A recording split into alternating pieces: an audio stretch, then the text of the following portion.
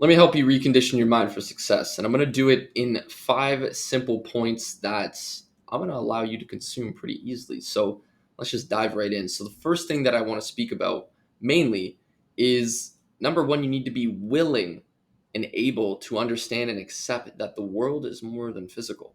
All right. The world is more so 80% mental in your mind and 20% physical. And what I mean by that is your thoughts will shape your reality. And I'll get more into this a little bit later. But basically, what's happening on a daily basis is you wake up and you already have a filter as to how your day is going to go based on the thoughts that you have ahead of time. So it doesn't mean that you wake up and you're in this physical world, like you can, walk around your house or apartment, you can touch things, like that's all physical, of course, right? But the way that your day goes is dictated by the thoughts that you have.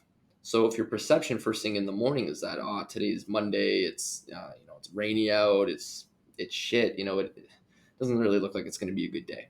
Well, now you're setting yourself up for a pretty damn negative day, and you're not conditioning your mind for anything other than negativity. But if you wake up and you just accept that, well, it is what it is. It's Monday and it's raining and it's just another day. But hey, I woke up today. You're already off to the races. Okay. And reconditioning your mind for more so looking for the positive is what's going to get you further towards a goal or any type of success that you're really looking for on a daily basis. So that's number one. Number two is that you need to be filtering your information constantly. That means what it is that you're consuming on a daily basis. So you're probably sitting here, if you're watching this video, odds are you probably watched something else today on like a timeline where you're scrolling on Instagram, TikTok, YouTube, whatever it might be. Okay, maybe all three of them, if not more. Now, you are fed a specific algorithm. Okay, you are fed a feed that is curated to your liking, your interests, the things that you think about, what you feel, because you've most likely interacted with a timeline that's feeding you the things that you like, okay, or the things that you can't turn your attention away from. And it doesn't always mean that it's positive, right? I used to get into the trap of politics back when the whole COVID crap was going on a couple years ago. And I went down this rabbit hole of just like looking into all the politics, the headlines, the news, all this stuff. And I was just like, oh my God, this is so toxic. Why am I even paying attention to it? And then I would notice algorithms trying to understand my political point of view, which nowadays I don't even really worry about too much because politics have nothing to do with me and where I'm going in my life. But when I'm looking at it is like there's a timeline looking to see where my beliefs lie, where my thoughts lie, and then they're going to feed me more of that. So instead of me playing into that, luckily enough, I can go ahead and I can curate a feed to my liking. For Instagram, right? You can curate whose stories you see. You can curate who shows up on your feed. And I highly recommend that you do that so that the content that you are consuming is detailed, it's meticulous, so you know that you're consuming things that are more so beneficial than it is taking away. And I'm not saying you can't never watch like another funny video ever again, but don't get into the habit of just doom scrolling on your phone and you can't even remember the last two videos that you watched as soon as you close the app because your brain was just on autopilot the whole time.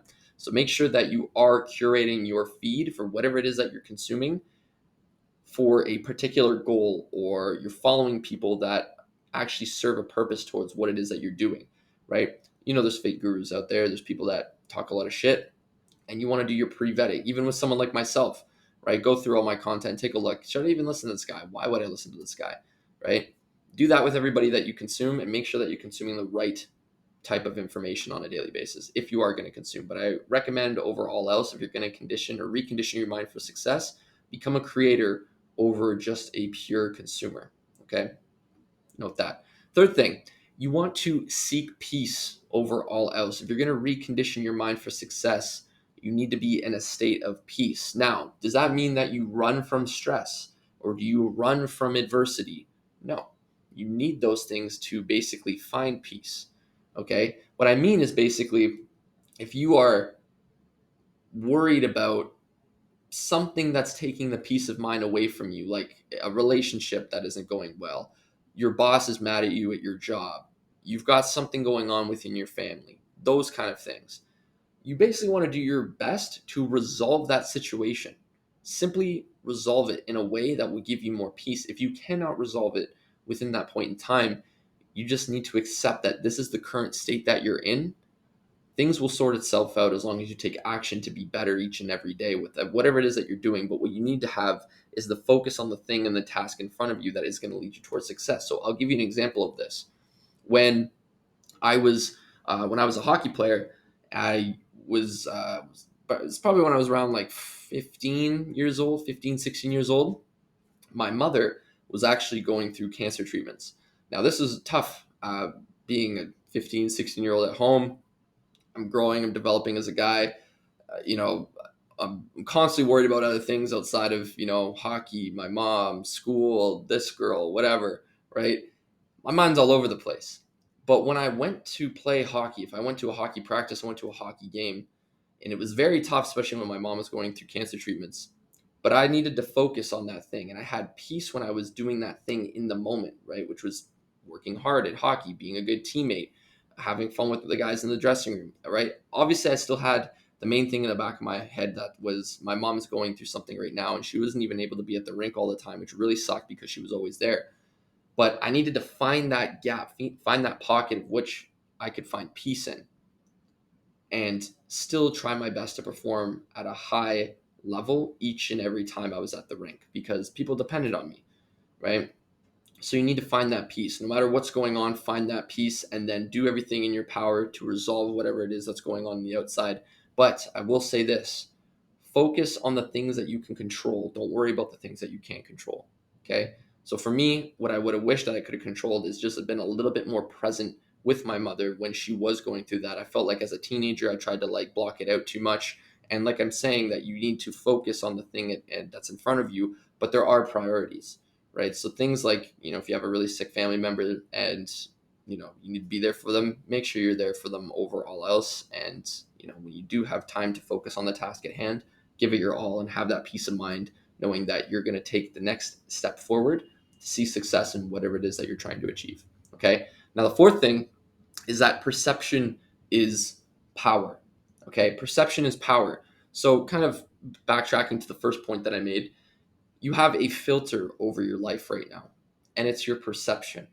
Every single day, every thought, every feeling, everything that you are perceiving, you can perceive that as a positive or you can perceive that as a negative. I'll give you an example. If you invest into a new course, let's say you want to learn a new skill, like you want to learn like sales, you invest into a sales course, and it's not the best course. Maybe it's someone that didn't really deliver on value for what you paid for, and you're just not getting the most out of it. Do you look at that as, oh, well, shit course, I lost my money, I gained nothing from it? You could. And now you're probably going to have a negative outlook on every other course. Does that mean that every other course is going to be shit? No. But it's going to stop you from going ahead and taking action on something else that could really benefit you, right? And I've been that guy that's thrown thousands of dollars at something and I haven't really seen the best return. But nonetheless, I look at the positive. Well, if I didn't do this, I'd probably be in the position that I was before. I have more knowledge than I did before. I have more experience in something that I did have before.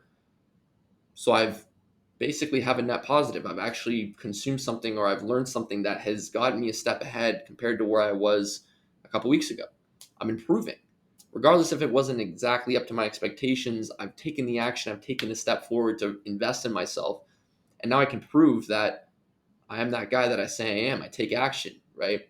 And when you do the things that you tell yourself that you're like, I'm going to do this thing, you build confidence inside yourself and you live through that reality of your perception being a confident person who's positive and is outgoing and is looking towards the opportunities in life.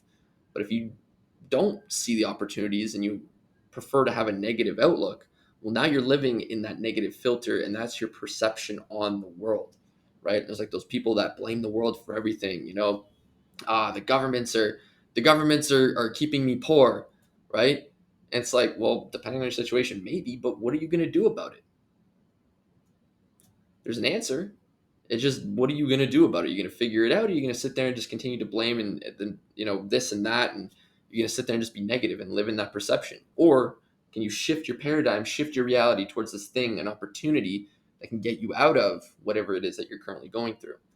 Okay, so your perception is your power. And I will say this too. There is a feedback loop that I want you to keep in mind. And it can be negative, it can be positive.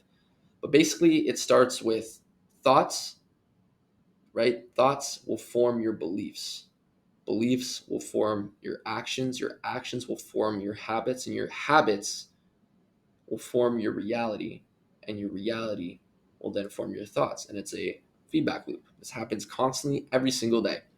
And if you don't catch yourself when you need to catch yourself in a negative feedback loop, you will see yourself spiral out of control. This is where that heaven and hell ideology comes from, right? Hell doesn't necessarily mean that it just needs to be fire burning all around you, right? Hell could be that you've got addicted to drugs, you've lost your family, you've lost your home, you've lost money, everything. Now you're living in this personal hell because you made a conscious thought that turned into a belief, that turned into an action, that turned into a habit, that turned into your reality, and that just manifested itself into a new worldview. That is now your perception on the world because now you're living it, right? You need to catch yourself in those ones because that could really, really be detrimental to your life and to your growth. So, and I'm not going to sit here and say it's easy because it's not. It takes skill. And the last point that I'm going to really tie it into here coming up in the number 5 point, but basically you need to be an observant of your thoughts. Okay. You have your thoughts, right? And thoughts don't really exist. They're just thoughts. They're just nothing. Right? It's a figment of your imagination. They might not even be your thoughts. Okay. That's the craziest thing. But what I want you to understand is that you have thoughts, right? And above that, you have your mind that views these thoughts, right? Well, you need to be a level above that. And that's the observant person of your thoughts. Okay. You need to be that person. Now, this leads me into number 5, okay? And I'm going to quote Dr. Joe Dispenza from, I believe it's his book, Becoming Supernatural. I could be wrong. I have it on my phone here, but I'm going to quote it nonetheless. And he says that we all experience life in the same way and that there is a art of empathy. Okay, so when we let our minds focus on the gruesome reality around us, the hatred, the violence, the anger, the prejudice, and fear, it is only going to poison it and create the belief that we are in a distinct situation and separate from everybody else. Okay? Fear and anxiety make us selfish and paranoid and convince us that we are the only ones with such bad fortune or bad luck.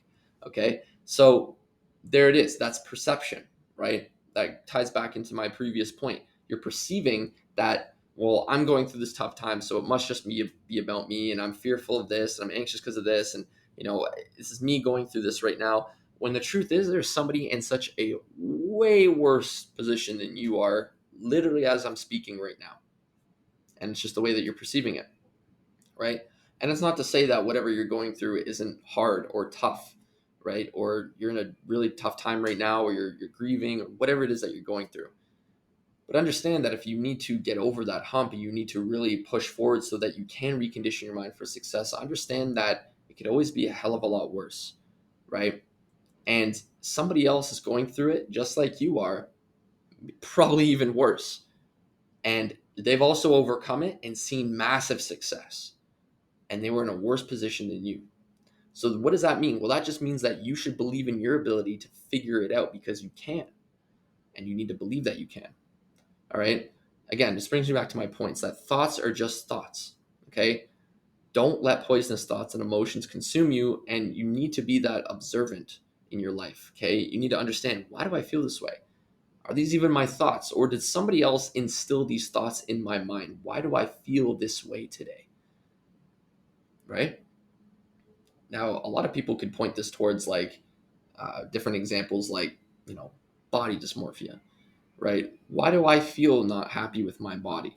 Right? Well, maybe you're out of shape. That could be very well the case. In that case, get in the gym, get in shape, eat better, do all the things that we know that we need to do on a daily basis. We just don't do. Get good sleep, hydrate, eat well, go in the gym, exercise, get outside, all those good things, right? We know that. So if you're obviously out of shape, right? And you're not doing anything about it, well, then you're going to feel like shit, probably. But if you are out of shape and you are doing things about it, but you still feel like shit about yourself, why? If you're doing all the things that are going to be taking the actions to get you to that successful state that you see yourself, that means that you're not conditioning your mind in order to see that success on a daily basis. Maybe you're not tracking your wins on a daily basis, literally journaling and showing like, I did this today, I did this today, I did this today. Like I'm taking steps forward. Awesome. You're seeing the wins compound. But if you're still sitting there, you're taking the actions and you're not happy, something isn't sitting right in your mind. Are those even your thoughts? Are you going on Instagram and you're seeing all these unrealistic body types there on a daily basis? Or maybe it is realistic, but you aren't just there yet. Somebody took the time to get there, months, years to get to that position, and you just haven't put in the time yet. And I will tell you this, I'll kind of leave you with this thought as well. You are already your ideal self.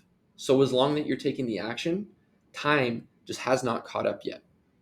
So all you have to do is continue to take the continuous action day in and day out. And soon enough, time will catch up so that you do become that person, that successful person that you saw since the day you crafted them in your own mind, and you reprogram yourself and recondition yourself to be that person that you always saw yourself. Time is just waiting to catch up. So that's it for this video. I'll see you in the next one. Cheers.